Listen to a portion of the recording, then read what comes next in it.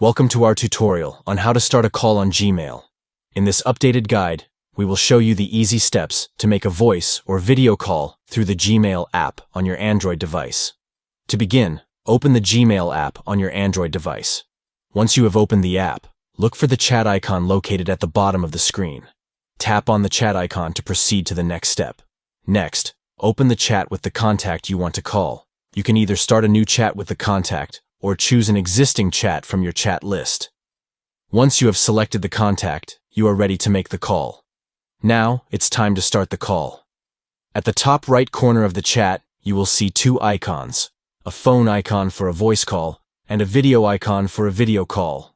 Tap on the phone icon if you want to make a voice call, or tap on the video icon if you prefer a video call. And that's it. You have successfully started a call on Gmail using your Android device. Whether you are connecting with friends, family, or colleagues, making a call through Gmail is simple and convenient. So, next time you need to make a quick voice or video call, remember these easy steps to start a call on Gmail. Thank you for watching and happy calling.